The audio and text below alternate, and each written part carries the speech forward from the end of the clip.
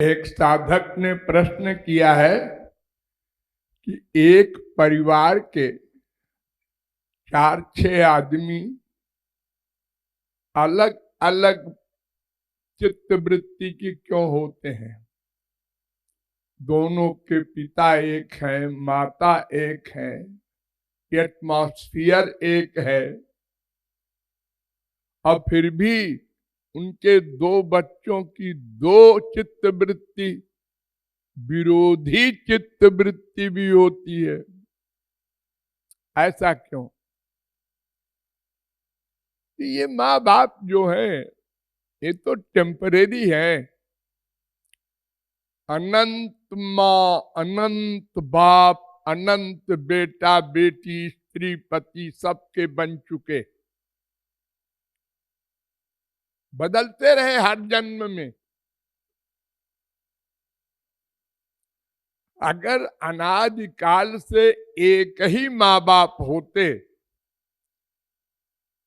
और उसी का वातावरण मिलता सब बच्चों को, तो हम मान लेते कि सबकी चित्तवृत्ति एक सी क्यों नहीं है। ये सवाल ठीक है, लेकिन ये माँ बाप जो तुम वर्तमान काल का देख रहे हो, इससे तो पहले अनंत माँ बाप बन चुके हैं। अनंत, 1,00,000-2,00,000 नहीं। अरे मनुष्य तो मनुष्य, कुत्ते बिल्ली गधे सब बन चुके हैं। तो सबके संस्कार आते रहे। और फिर एक जन्म की भी ले लो। अब 2 बच्चे स्कूल में पढ़ने जाते हैं। अब एक बच्चे का कोई दोस्त ऐसा मिल गया जो उसको बार बार भगवान की बात सुनाता है। हमारे डैडी हाँ ऐसा करते हैं, रामायण पढ़ते हैं ऐसा, और वो सुनता रहता है बार बार छोटी उम्र से ही। और एक व्यक्ति कोई खराब संग का है, उसका लड़का है, वो अपने हिसाब से बताता है। अब वो छोटा सा बच्चा सुनता रहता है, संस्कार पढ़ते रहते हैं। कोई पुस्तकें पढ़ता है गंदी गंदी। ये जो संसार का वर्तमान काल का उसका कार्यक्रम है वो भी अलग अलग है। तो सबका चूंकि विचार और कार्यक्रम और वातावरण अलग अलग होता है, इसलिए उसकी प्रवृत्ति भी अलग अलग होती है। और मेन बात है संस्कार, पूर्व जन्म का संस्कार। आपको 1000 बार बताया गया है कि सबके हृदय में भगवान रहते हैं। वो क्या करते हैं? आपके कर्मों को नोट करते हैं और अगले जन्म में फल देते हैं। तो किसी ने पूर्व जन्म में साधनाएं अच्छी अच्छी की है और किसी ने संतों की बुराई की है, वहां गए ही नहीं, तो उनके संस्कार भगवान पूर्व जन्म के अनुसार ही बनाते हैं। नेचुरल, यानी एक माँ बाप का एक बच्चा नेचुरल शराब पीना चाहता है, उसका मन कर रहा है, लोगों को कष्ट देना, गुंडई करना, छोटी उम्र में ही क्यों करता है? अभी किसने सिखाया उसको? सिखाया नहीं, तो पूर्व जन्म के संस्कार के अनुसार भगवान ने प्रवृत्ति बनाई है।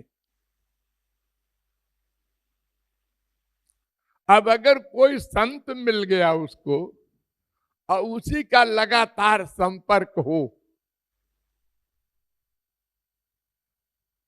तो धीरे धीरे सुधर भी सकता है, उल्टा भी हो सकता है। बड़े बड़े आवारा संत बन गए हैं हमारे इतिहास में, बड़े बड़े डाकू, वाल्मीकि वगैरह महापुरुष बन गए हैं। तो ज्यादा प्रभाव तो वर्तमान काल के वातावरण का पड़ता है, और वर्तमान जगत में तो वातावरण बहुत ही गड़बड़ साइंस के कारण हो गया।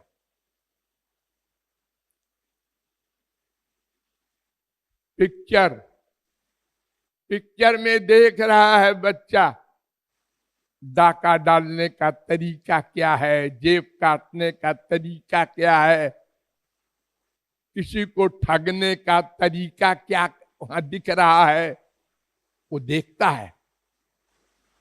वो नॉलेज तो उसको हो रही है। ऐसी किताबें छपी हैं, ऐसे कैसेट बने हैं जिससे बच्चे की प्रवृत्ति गलत हो जाती है। माँ बाप को क्या पता, वो तो समझ रहे हैं पढ़ने गया है, और पढ़ने के साथ साथ वो ये सब भी सीख रहा है। तो वर्तमान काल के ये सब गंदे जो साइंस के वर्तमान काल के सामान है, इनसे भी बच्चे खराब हो जाते हैं, कोई कोई अधिक, और संस्कार से भी होते हैं।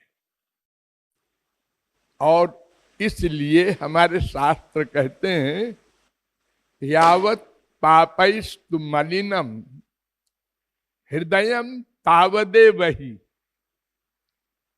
एक चुंबक पत्थर रख दो बीच में और चारों तरफ सुइयां रख दो लोहे की, लेकिन सुइयों में कोई सुई तो केवल लोहे की हो और कोई सुई में कुछ मिलावट हो, 10%, किसी में 25% मिलावट, किसी में 60% मिलावट। तो वो चुंबक पत्थर उसी को खींचेगा सबसे पहले जो केवल लोहे की है, और जितनी अधिक मिलावट होगी उतने सुई खींचेगी नहीं। तो इसलिए एक जगह सत्संग हो रहा है, एक पिता चाहता है हमारे चारों बच्चे वहां जाएं और वहां अच्छी अच्छी बातें सुनेंगे तो संस्कार अच्छे बनेंगे। लेकिन एक कहता है मैं नहीं जाता, एक कहता है चलो देखते हैं, और वहां जाके बैठ के ऐसा क्यों है, ये ऐसा क्यों है, ऐसे क्यों बोलता है, ऐसे क्यों करता, मटक रहा है। और हर एक वाक्य में वो जो पंडित जी बोल रहे हैं गलती निकालने की आदत हो गई उसकी। भगवान ऐसा क्यों करते हैं, महात्मा लोग ऐसा क्यों करते हैं, ये क्यों होता है। ये अंतःकरण जिसका जितना अधिक पाप युक्त होता है उतने ही वो भगवान और संत और भगवान की बातों से गुरेज करता है, उसको अच्छा ही नहीं लगता, बल्कि और डिस्टर्ब करता है दूसरे भाई को भी। अरे क्या बेवकूफ तू वहां बार बार जाता है, अरे जब हम लोग बूढ़े होंगे तब कर लेंगे, अभी तो मौज मस्ती का समय है।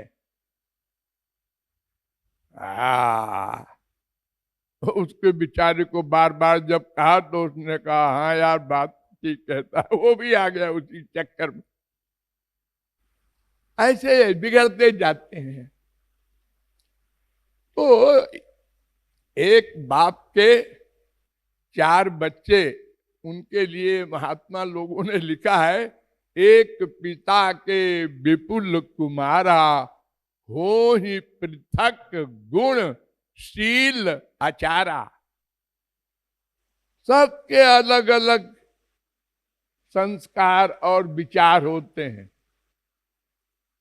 इसलिए हिरण्यकशिपु के प्रहलाद पैदा हुए, उल्टा प्रहलाद के फिर बलि राक्षस पैदा हुए, उल्टा। ये जरूरी नहीं है कि महापुरुष का बेटा महापुरुष हो। अधिकांश असर पड़ता है, लेकिन संस्कार का असर और वर्तमान काल के परिश्रम का असर मेन होता है। अगर बार बार सुनता रहे भगवान की बातें, वो असर पड़ेगा, देर में पड़ेगा अगर पापात्मा है तो, और अगर कम पाप है तो जल्दी पड़ेगा। लेकिन ऐसा नहीं है कि असर ही न पड़े, ऐसा नहीं है।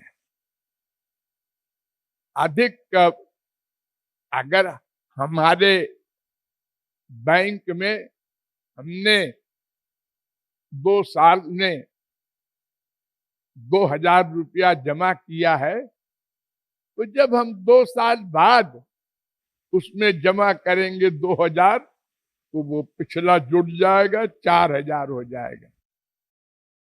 तो ऐसे ही पूर्व जन्म में किसी ने बहुत अच्छा साधना की है, बहुत, तो वो जुड़ गई, तो इस जन्म में जल्दी आगे बढ़ जाएगा। एक ने साधना नहीं की है, उल्टी साधना की है, तो वो इस जन्म में अब फिर से शुरू करे, ऐसे प्रवृत्ति नहीं होगी, वो खराब ही होता जाएगा। तो इसलिए इसमें आश्चर्य की बात नहीं है। सबके संस्कार अलग अलग, इसलिए इंटरेस्ट, टेस्ट सब अलग अलग होती है। और उसका प्रमुख कारण है अंतःकरण की शुद्धि की मात्रा। अंतःकरण जितना शुद्ध होगा उतने ही भगवान की ओर नेचुरल चलेगा। और पापवंत कर सहज स्वभाव, जितना पापवंत होगा हृदय, उतना वो भगवान से दूर जाना चाहेगा। अरे नाम सुनना, आप लोगों को हम बतावें आश्चर्य, हमने श्यामा श्याम धाम बनवाया वृंदावन में, तो हमने रोज सवेरे 3 बजे से वहां कीर्तन शुरू किया।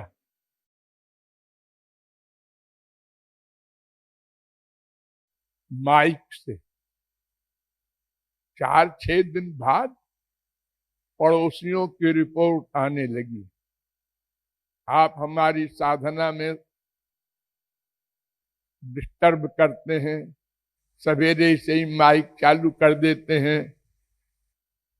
अब असली बात तो नींद की थी कि हम सवेरे ठीक से सो नहीं पाते। तो ये बाबा है, अब ये कैसे कहे? तो ये कहता है हम साधना करते हैं, सवेरे सवेरे तो ये माइक की आवाज आती है। जो घर छोड़ के वृंदावन वास कर रहा है, लेकिन अंतःकरण कितना गंदा है उसका, ये आउट हो गया। तो हमने कहा अच्छा भाई माइक बंद करके कीर्तन किया करो, इन लोगों को साधना में डिस्टर्ब हो रहा है। तो हाँ, तो ये कोई आश्चर्य नहीं है, सबकी चित्त वृत्ति अलग अलग है।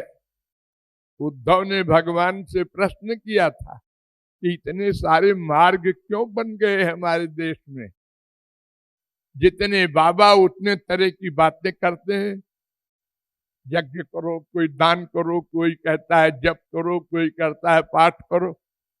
तो भगवान ने कहा कि सबकी चित्त वृत्ति अलग अलग होती है, इसलिए हमारी वेदवाणी का अर्थ अलग अलग करके लोगों ने अलग अलग मार्ग बना दिए।